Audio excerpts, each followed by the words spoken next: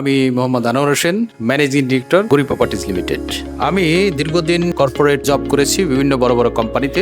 আমার প্রথম কোম্পানি ছিল রেকিড & কোলম্যান, তারপরে Pepsi, Coca-Cola, New Zealand dairy, BRB cable, paradise group, মেঘনা গ্রুপ, এবং আমি কিছুদিন একটা বাইরের কোম্পানিতেও জব করেছি। তো বহু আগে থেকেই আমি আসলে চিন্তা করতাম যে আমি আমার প্রত্যেকটা বয়সের স্তরে স্তরে কোথায় পৌঁছাতে চাই। তো আমি একেবারে শুরু থেকেই স্বপ্ন দেখতাম যে আমি একদিন বিজনেসম্যান হব। তো এই বিজনেসম্যান হতে গিয়ে আসলে আমি চিন্তা করেছিলাম যে আমার এমন একটা ব্যবসা করতে হবে যে ব্যবসাটার মধ্যে সেবা সংযুক্ত থাকবে। তো তখন আমি আসলে বাংলাদেশের যে প্রেক্ষাপট, এবং আমিও যে ঢাকা শহরে যখন প্রথম এসেছি বা চাকরির কারণে দেশের বিভিন্ন জেলা এবং উপজেলাতে আমি যখন কাজ করেছি, প্রত্যেকটা জায়গাতে আমি ভাড়াতেই বাসাতে থেকেছি। সেটা ঢাকাতে যখন এসেছি এটা আরো বেশি উপলব্ধি করেছি যে ভাড়াটিয়া এবং বাড়ির মালিক দুজনের মধ্যেই যে একটা বৈরী সম্পর্ক সবসময় বিদ্যমান থাকে। সেক্ষেত্রে আসলে নিজস্ব একটা সত্তা বা নিজস্ব একটা ফ্ল্যাট, এটা প্রত্যেকের কাছে খুব কাঙ্ক্ষিত একটা বস্তু। তো আমি তখন বিভিন্ন অ্যানালাইসিস এবং রিসার্চের পরে চিন্তা করলাম আমি যদি বিজনেস করি তাহলে এই ফান্ডামেন্টাল রাইটস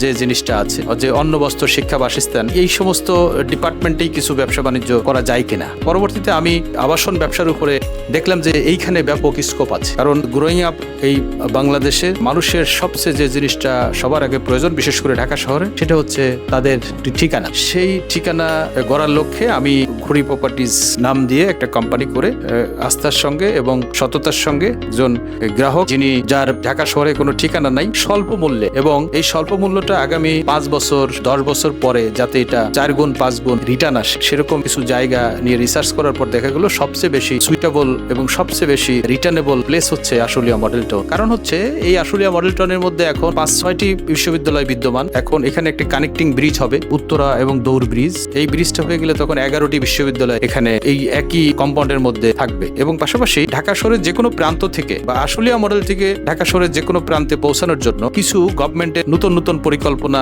যেটা বাস্তবায়নের পথে এবং আগামীতে যেটা বাস্তবায়নের লক্ষ্যে গভর্নমেন্ট কাজ করে যাচ্ছে। তো আমরা যদি কমিউনিকেশনটাকে ফোকাস দিই, সেক্ষেত্রে এলিভেটেড এক্সপ্রেসওয়ে দেখুন আপনি আমাদের ঢাকার যে সমস্ত আবাসন স্থাপনাগুলো আছে বা বড় বড় সুনামধন্য যে সমস্ত আবাসিক এলাকা আছে, তাদের সঙ্গে কিন্তু এলিভেটেড এক্সপ্রেসওয়ের কোনো কানেক্টিভিটি থাকছে না, যেমনটি থাকছে Ashulia model town. Ashulia model টাউনের মধ্যে 4টি এলিভেটেড এক্সপ্রেসওয়ের কানেক্টিভিটি থাকছে। আমরা সকলেই জানি, এক কামারপাড়া থেকে কানেক্টিভিটি হচ্ছে, আর একটি আশুলিয়া বাজার থেকে, এবং এই 4টি কানেক্টিভিটি আপনার আশুলিয়া মডেল টাউনের সঙ্গে সংযুক্ত। পাশাপাশি এখানে যেহেতু শিক্ষানগরী আছে, একজন ইনভেস্টর বা একজন গ্রাহক যখন এখানে বিনিয়োগ করবে, সে নিজে বসবাস করতে পারবে, অথবা বসবাস করার পাশাপাশি সে এটা কমার্শিয়ালি যদি রেন্ট দেয়, সে রেন্টও ঢাকা শহরের যে কোনো এলাকা থেকে এখানে রেন্ট অনেক হাই। কারণ এখানে 84-85 হাজার স্টুডেন্ট বসবাস করে। এই স্টুডেন্টের তুলনা এখানে তাদের সেরকম আবাসন ব্যবস্থা না থাকায় এখানে ভাড়ার খুব চাহিদা। এই সমস্ত বিবেচনা করার পরে দ্বিতীয়ত এখানে কিছু সম্ভাবনাময়ী প্রজেক্ট আছে, যেমন উত্তরা দেউর যে কানেক্টিভিটি ব্রিজ, কানেকশনের যে ব্রিজ আছে, এই ব্রিজটা যখন হয়ে যাবে তখন আজকের যে বিনিয়োগ, যেটা ধরেন এখন আশুলিয়া মডেল টাউনের মধ্যে একটি স্বল্প বিনিয়োগের মধ্যে যে ফ্ল্যাটটা পাচ্ছে, এই ফ্ল্যাটটি আগামী 3 বছর পরে যখন এগুলো স্বয়ং সম্পূর্ণ হয়ে যাবে, তখন এটা 3 থেকে 4 গুণ দামটা বৃদ্ধি পাবে। যার কারণে আজকে যিনি ক্ষুদ্র বিনিয়োগটা করছে, এই কাস্টমারের আগামী দিনের বিনিয়োগটা সার্থক হবে। পাশাপাশি যে জিনিসটা হচ্ছে পরিবেশ, এখানে খুব